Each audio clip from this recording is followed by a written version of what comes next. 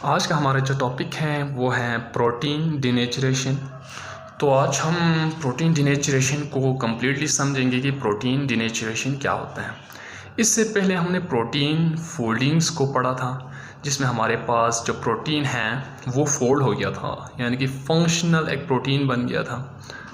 अब अगर वो प्रोटीन आपके बॉडी के अंदर उसकी शेप स्ट्रक्चर अगर वो चेंज हो जाए, वो जो 3 डायमेंशनल स्ट्रक्चर हैं वो ख़राब हो जाएं, तो हम उसको क्या कहते हैं? प्रोटीन डिनेचरेशन कहेंगे।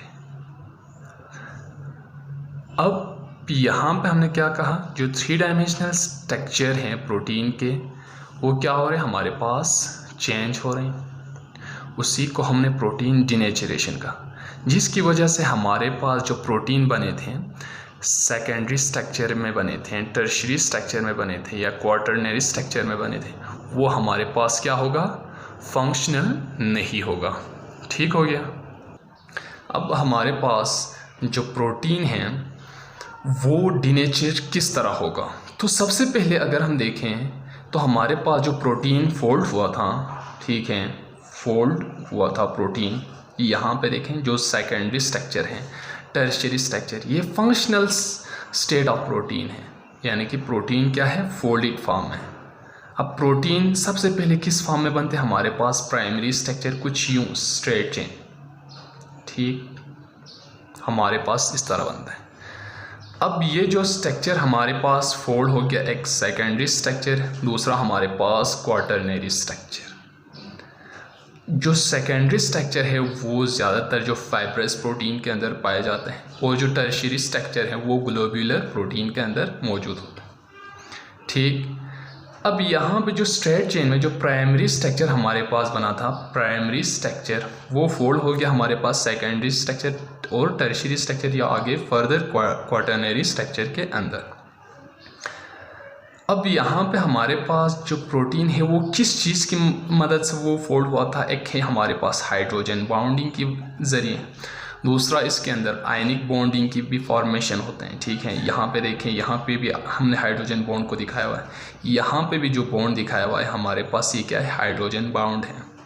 अब मज़ीद फर्दर इनके अंदर क्या है, जो टर्शियरी स्ट्रक्चर के अंदर आयनिक बॉन्ड भी हैं, ठीक है, ये कम्प्लीटली एक फोल्डेड स्ट्रक्चर में है, डाइसल्फाइड, ठीक है, बॉन्ड भी यहाँ पे मौजूद हैं टर्शियरी स्ट्रक्चर के अंदर। अगर हम सेकेंडरी स्ट्रक्चर की बात करें तो हमारे पास सिर्फ क्या है? हाइड्रोजन बॉन्ड है। एज़ कम्पेयर टू जो सेकेंडरी स्ट्रक्चर है इसके अंदर बॉन्डिंग ज़्यादा है, टाइप्स भी ज़्यादा हैं। एक हमारे पास हाइड्रोजन बॉन्ड तो ऑलरेडी मौजूद हैं इसके अंदर, जो कि सेकेंडरी स्ट्रक्चर से टर्शियरी स्ट्रक्चर बनते हैं। दूसरा आयनिक बॉन्डिंग है और डाइसल्फाइड ब्रिज इसके अंदर या डाइसल्फाइड बॉन्ड इसके अंदर मौजूद है। अब प्रोटीन डिनेचरेशन में जो हमारे पास जो फोल्डेड प्रोटीन है वो क्या हो जाता है? अनफोल्ड हो जाता है। इसकी जो स्ट्रक्चर हैं वो क्या होते हैं? हमारे पास ख़राब हो जाते हैं, डिस्टॉर्ट आ जाते हैं या बिगड़ जाते हैं। ठीक। अब यहाँ पे देखें सेकेंडरी स्ट्रक्चर भी हमारे पास डिनेचर हो सकते हैं और टर्शियरी भी हो सकते हैं, क्वाटरनरी स्ट्रक्चर भी हमारे पास डिनेचर हो सकते हैं। तो हमने यहाँ पे जो प्रोटीन दिखाया हुआ है वो हमारे पास क्या है? एक डिनेचर प्रोटीन है। ठीक। यहाँ पे जो सेकेंडरी स्ट्रक्चर भी हमारे पास डिनेचर हो सकते हैं और जो हमारे पास टर्शियरी स्ट्रक्चर हैं वो भी हमारे पास क्या हो सकते हैं? डिनेचर हो सकते हैं। अब डिनेचर किस तरह होगा? यहाँ पे एक तो हाइड्रोजन बॉन्ड की हमने जिक्र किया, दूसरा हमारे पास जो टर्शियरी स्ट्रक्चर के अंदर हमने हाइड्रोजन बॉन्ड भी मौजूद हैं और उसके अलावा आयनिक बॉन्ड भी है, डाइसल्फाइड बॉन्ड भी है। ये जो बॉन्ड्स हैं वो ब्रेक डाउन होना स्टार्ट होते हैं।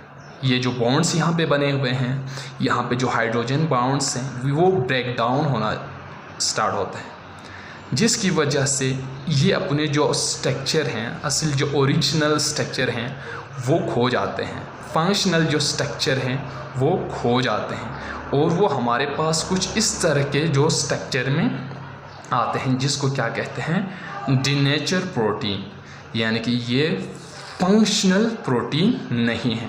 ठीक है, अमीनो एसिड की जो सीक्वेंस है वो वही रहेगी। ठीक है, उसके अंदर जो बॉन्ड्स हैं जितने भी वो क्या होते हैं, ब्रेक डाउन हो जाते हैं और जो प्रोटीन के जो फोल्डेड स्ट्रक्चर हैं वो ख़राब हो जाते हैं।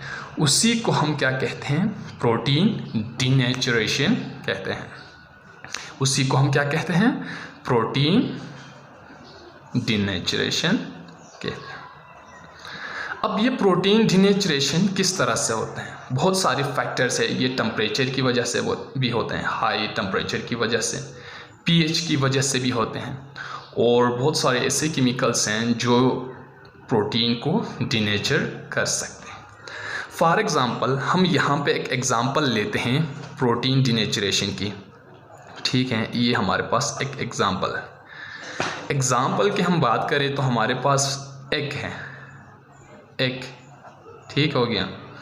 उसको जब हम पकाते हैं तो हम उसको टेम्परेचर देते हैं ना, high temperature, as compare to the normal room temperature से हम उसको ज़्यादा टेम्परेचर देते हैं।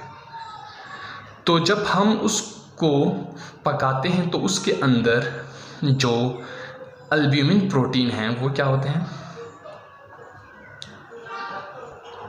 अल्ब्यूमिन प्रोटीन वाइट जो विस्कस पार्ट है, जो वाइट पार्ट है एग के अंदर, वो क्या हो जाते हैं, वो सोलिडिफाई हो जाते हैं। क्या होता है हमारे पास, वो सोलिडिफाई, सॉलिड हो जाता है, सोलिडिफाई। तो अब यहाँ पे जो एग को हमने क्या दिया, टेम्परेचर, ठीक है, टेम्परेचर।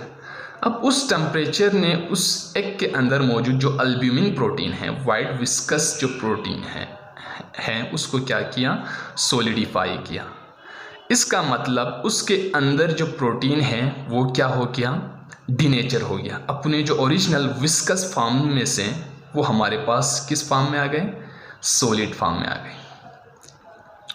तो वो अपने स्ट्रक्चर को खो बैठा और वो क्या हो जाते हैं, अनफंक्शनल हो जाते हैं। बाद में उससे कोई चिक्स हैच नहीं होते हैं, वो अनफंक्शनल होते हैं और उससे मज़ीद बच्चे पैदा नहीं कर सकते। ये आपके लिए एक एग्ज़ाम्पल हमने ऐसे तौर पर जो टेम्परेचर की जो इफ़ेक्ट को प्रोटीन के अंदर हमने दिखाया है कि टेम्परेचर किस तरह आपके प्रोटीन को डीनेचर कर सकता है। तो ये थी आज की जो हमारी जो सिंपल सी टॉपिक जिसमें हमने प्रोटीन डीनेचुरेशन को कम्प्लीटली डिस्कस किया। अगर इसके अलावा कोई कन्फ्यूजन रहता है तो कमेंट सेक्शन में ज़रूर मेंशन कीजिए। Thank you very much.